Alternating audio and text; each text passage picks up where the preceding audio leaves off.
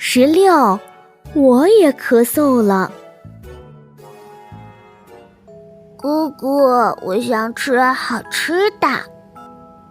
小狐猴东东坐在病床上，一边舔着舌头，一边眼巴巴地看着窗户外，两只大眼睛忽闪忽闪的。看到东东主动要求吃东西，狐猴姑姑开心地笑了起来。过去几天里，小狐猴因为生病变得特别没胃口，每一顿吃的东西都是往常的几分之一，甚至有一次晚餐，小狐猴喝了2口米粥就摇着头再也不吃了。俗话说得好，猴是铁，饭是钢，一顿不吃饿得慌。生病本来就会消耗体力，如果小狐猴再没胃口吃饭，那就没力气对抗病魔了。所以这几天狐猴姑姑变得特别担心，生怕小狐猴不吃饭。不过还好，今天的小狐猴看起来精神头不错呢，可能跟病情好转有关系吧。小狐猴突然要求吃东西了。没问题啊，我的小乖乖，姑姑马上就去给你弄好吃的啊！狐猴姑姑摸了摸东东的脑袋，转身从病房走出去，拨通了订餐电话。没办法，现在医院的病患比往常多了很多，食堂做的饭都快不够吃了，所以很多人还是选择订外卖，因为外卖好吃又方便。童话镇不大，送餐员来得很快，只过了10多分钟，狐猴姑姑的电话就响了。医院照例不允许外来人员进入，所以狐猴姑姑只能下楼到医院大门口取外卖了。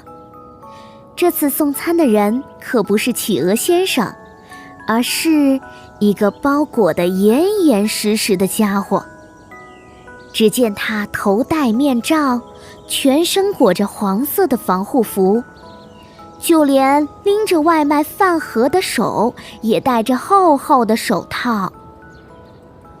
狐猴姑姑乍一看，还真看不出这位送餐员是谁。不过她可不在意这个，径直走出去，伸出手就要接过外卖。谁知道送餐员紧张地摆了摆手，大声喊道：“等一下，别过来！”狐猴姑姑吓了一跳，缩回了手，惊疑不定地看着对方。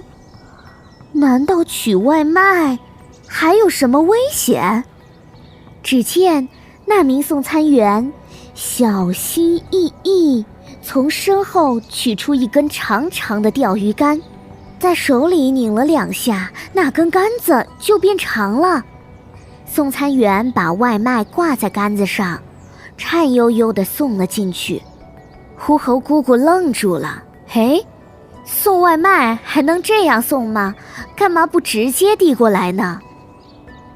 送餐员似乎看出了狐猴姑姑的疑惑，用手压着厚厚的口罩，低低咳嗽了2声说：“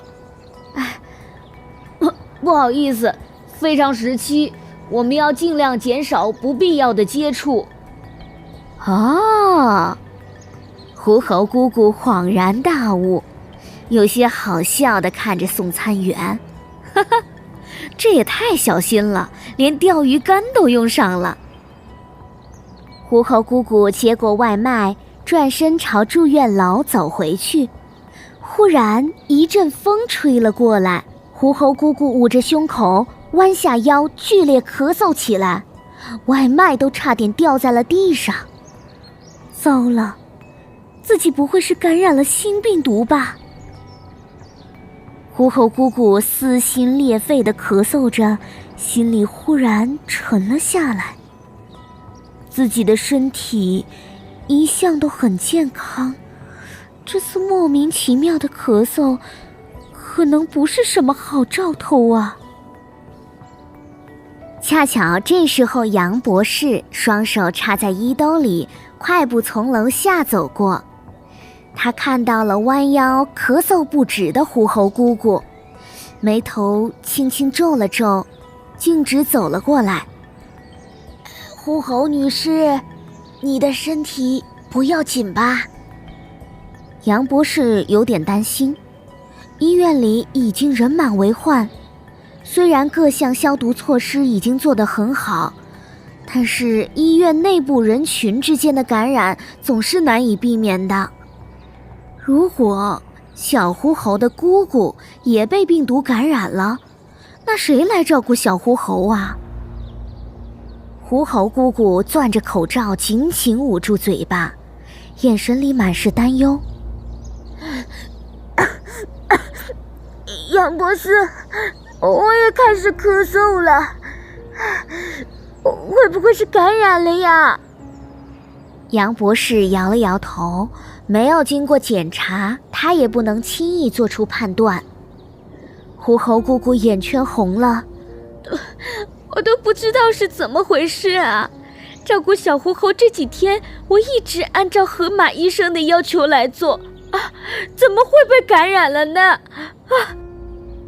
杨博士仔细盯着狐猴姑姑看了一会儿，忽然失声笑道：“狐猴女士啊，您不要太担心了，咳嗽并非就是新病毒感染，我们不能据此做出这样的判断。不过我可以先为您检查一下，这边来。”狐猴姑姑跟着杨博士进了办公室，心情忐忑地坐在椅子上。杨博士取出了一只智能测温仪，在狐猴姑姑额头前仔细量了一会儿。咦，测温仪没有发出发热警报。杨博士没吭声，不过心里松了一口气。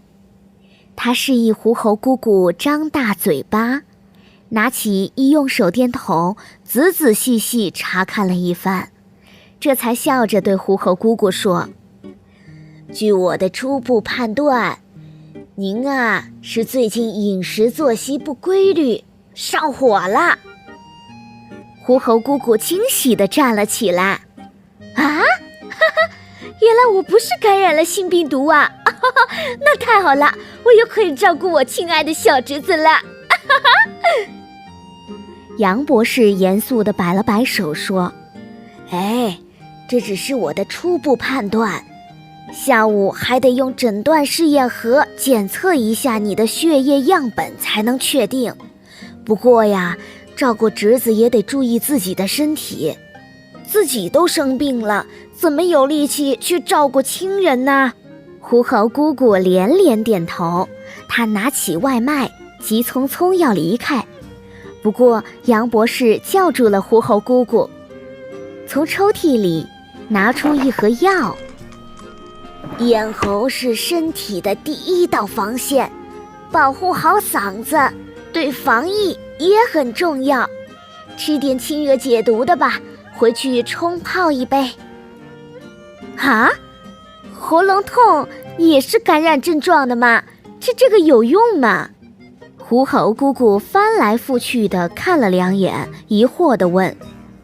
杨博士点点头：“当然，这次抗疫很多中药都是清热解毒的呢。